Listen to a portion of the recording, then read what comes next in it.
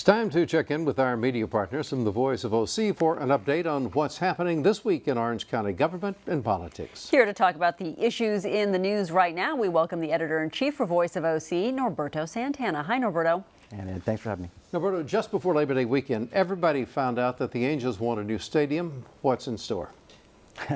What's in store over the next few years is a pitched battle over the future of the Angels in Anaheim, with the battleground as the stadium itself. Now this week, Anaheim council members raised eyebrows when they extended a trigger in their lease without much public notice with the Angels out to 2019. That's going to give the team much more time to find other options as well as negotiate with Anaheim. Now right now, the play is to get the city to give the team all of the land around the stadium. That would allow the team to float bonds and refab the stadium on their own dime. Now, Anaheim's council majority says that's exactly the way to go, but Mayor Tom Tet and others label it as a pure giveaway, the type that Southern Californians until now have been unwilling to grant to Major League franchises. We'll see where it goes. Okay, we've also seen an intense fight over the future of Orange County's pension system lately. Norberto, what's at stake with this? Look, it's the pension system's unfunded liability, which is the gap between payments owed to retirees over the next 30 years and the revenue identified to fund those obligations, has been soaring from just under $1 billion in 2004 to $5.7 billion presently. And it's generated tons of tension between labor leaders and Republicans. Now lately, county supervisors, appointees to that pension board, which also does feature labor appointments, have been pushing to lower investment assumptions and speed up amortization of obligations. Now those two actions will have vast impacts on public services because they have the potential to hike the annual payments required from cities and the county government. Now labor leaders say that's an extremist position, and this week they came out in force to press supervisors to avoid appointing the head of Orange County's Lincoln Club to that board. Now supervisors like Sean Nelson disagreed on the appointments, supporting Wayne Lindholm, and also saying that lowering investment assumptions isn't crazy. Listen to Nelson's take. It's not an aggressive, crazy, outrageous assumption to drop from 7 3/4 to what they did. Buffett says it's a mistake to be above 6. Investment returns for both the state pension system and Orange County's retirement system have been in the double digits for most of the decade except around the years of 2008. Now yet going down to a 6% assumption rate, such as the one mentioned by Warren Buffett, would skyrocket the pensions contributions to the point that public services could be decimated.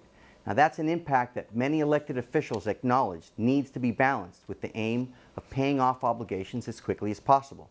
Listen to how County Supervisor Todd Spitzer described those impacts.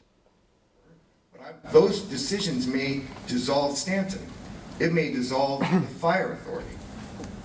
And I think those are very important issues we all better understand very clearly before we make an appointment.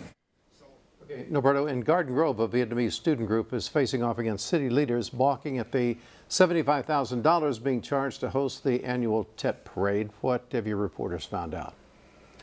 Look, ever since the city ran into budget problems, they've had to outsource the annual Tet Parade, citing more than about $60,000 in police costs, mainly overtime, to host that event. Now last year, that meant that a private group hosted the parade, which immediately raised issues because they excluded the lesbian, gay, bisexual, and transgendered community. Now this year, city leaders have asked the United Vietnamese Student Association to pay $75,000 to the city's effort to create a Vietnam War Memorial on Harbor Boulevard. Now that also drew protests because student leaders say the city is strong-arming them, arguing that it's a conflict because two council members, Mayor Bruce Broadwater and Councilwoman Dina Nguyen, sit on that foundation's board. And in the background is the continuing question of why is it costing so much overtime for police to man these types of special events?